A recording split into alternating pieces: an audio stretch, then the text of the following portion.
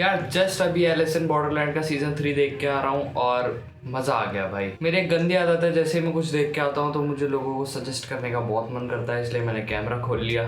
तो यार अगर तुम ये वीडियो देख रहे हो तो मैं तुम्हें बताने वाला हूँ रिव्यू और थोड़ा सा breakdown Alice in Borderland season 3 का। सीजन 3 स्टार्ट होता है विदाउट कोई टाइम गैप दिखाया हमें, और डायरेक्टली हमें चीज़ें दिखाता है कि आरएसू का एक कन्फेशन टाइप ऑफ इंटरव्यू चल रहा है। इसके अंदर हमें ऐसा दिखाया जाता है कि आरएसू सब कुछ भूल गया है, उसको गेम्स की बातें कुछ याद नहीं है और वो अपनी मैरिड लाइफ जी रहा है। यस, ओसागी से वो शादी कर चुका है सीजन 3 के अंदर, और वो मिलता है एक बंदे से जिसका नाम है यूजी काइंडा बहुत पैशनेटेड है एक टॉपिक को लेके। He believes in after life. वो बॉर्डरलैंड को और अच्छे से जानना चाहता है कि बॉर्डरलैंड कैसे काम करता है, बॉर्डरलैंड को कौन चला रहा है और ये सब।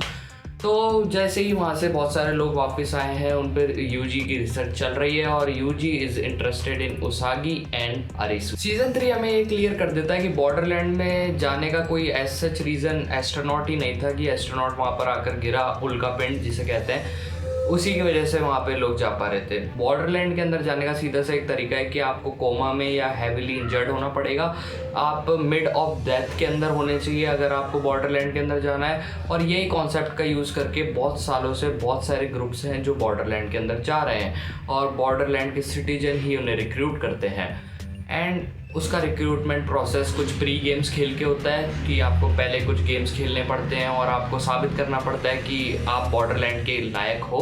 ऐसे ही यूजी अपने आप को साबित तो कर देता है, बट यूजी को फोर्स किया जाता है कि वो उसागी को भी मनाए वहाँ पे आने के लिए। यूजी को खुद को साबित करने के बाद भी उसागी को अपने साथ लेकर आना होगा गेम के अंदर, वरना उसे वो राज जो वो जानना चाहता है बॉर्डरलैंड के बारे में वो नहीं मिलेंगे। तो ये डील फाइनल होती है बॉर्डरलैंड के सिटीजन के साथ और वो फाइनली गेम्स के अंदर पहुंच जाते हैं।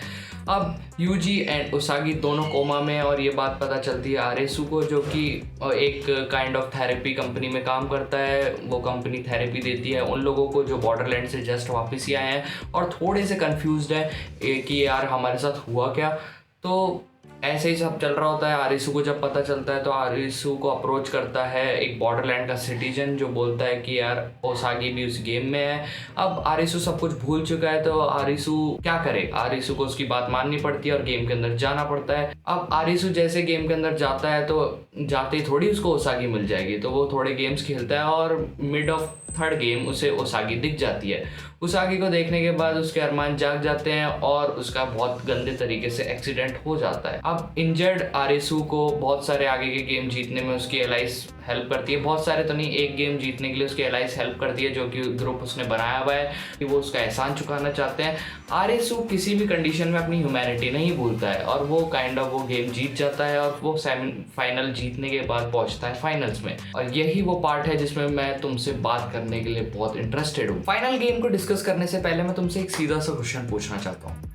तुम मुझे बताओ कि अपन सबके फ्यूचर में एक कॉमन चीज़ कौन सी ऐसी होने वाली है जो सबके साथ होगी? Of course, let me help you. It's a death. Death is the truth no one can deny.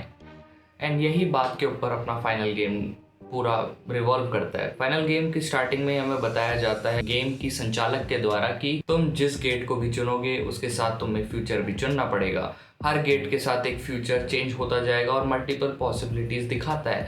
अब इंसान ऑफकोर्स ये बातें कंफ्यूज होएगा ही ना, कि जब उसको एक तरफ एक गेट पे दिख रहा है कि उसकी लाइफ ख़राब होने वाली है और एक गेट पे दिख रहा है कि उसकी लाइफ अच्छी हो सकती है, उसकी लाइफ में वो कुछ भी अचीव कर सकता है, चेंज हो सकता है, एक बहुत काबिल इंसान बन सकता है, और एक तरफ दिखाया जा रहा है कि यार लाइफ तो वैसी रहेगी। तो ऑफकोर्स ये बात है, it's kind of a trick of manipulation कि यार तुम बार बार गलत रास्ता चुनोगे। और इसी चीज़ में आरिसू नहीं भटकता है। आरिसू को पता है कि team work is the ultimate goal, और आरिसू टीम वर्क कर रहा होता है, बट बीच में कुछ लोग होते हैं जो आरिसू की बात से रिवॉल्ट करते हैं और मर भी जाते हैं। बट एंड में Arisu manages to save all of them, but फिर भी आरिसू खुद को सेक्रीफाइस कर देता है क्योंकि वो वहाँ से नहीं जा सकता था, और 7 लोगों को वो बचा लेता है, इंक्लूडिंग हिज सन जो कि अभी उसागी के पेट में है। सन नहीं, मतलब उसका बच्चा जो कि होने वाला है। फिर आरिसू मिलता है बॉर्डरलैंड के सिटीजन से जो चाहता है कि आरिसू वहाँ का नागरिक बन जाए। तो बेसिकली मोटिव यही है कि आरिसू को वो अपना नागरिक बनाना चाहते हैं और वो उसागी को मारने की भी धमकी देता है। बट वो ये बात भूल जाता है कि Borderland is governed by some ultimate power. वो आरिसू को मारने की कोशिश करता है और उससे पहले खुद ही मर जाता है। तभी हम मिलते हैं वॉचर से और यहाँ के टॉपिक से चीज़ें थोड़ी सी इंटेलेक्चुअल और लॉजिकल होती जाती है, क्योंकि भाई जब वॉचर आ गया है तो वो बताता है कि क्या है पूरा इस गेम का मतलब और ये गेम क्या चीज़ है। तो वो समझाता है कि जोकर गेम का कॉन्सेप्ट क्या है। बेसिकली कार्ड्स का अगर तुम सम करोगे सारे नंबर्स का तो तुम्हें पता चलेगा कि इट्स टोटल अराउंड 364 एंड उसके अंदर एक कार्ड तुम ऐड कर दोगे यानी एक जोकर, तो वो बनता है 365 which is equivalent to our year on earth. और फिर उसके अंदर तुम एक और एक्स्ट्रा जोकर ऐड कर दोगे तो वो बनता है equivalent to leap year which is 366 days.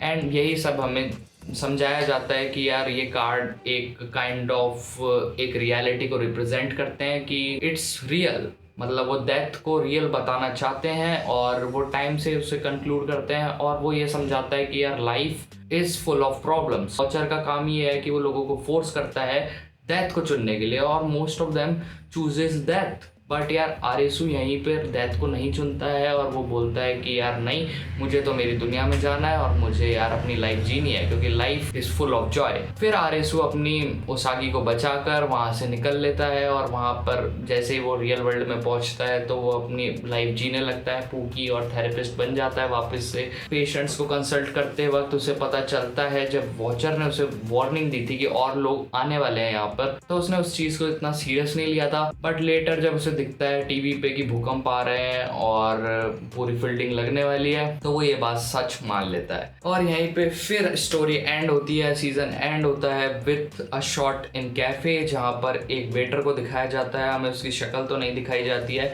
But her badge shows that her name is Alice. And अब तक अभी हम पूरा सब कुछ बातें करते हुए आ रहे हैं बॉर्डरलैंड की, बट अपन जो नाम है सीरीज का जो टाइटल है उसके अंदर आता है एलिस इन बॉर्डरलैंड।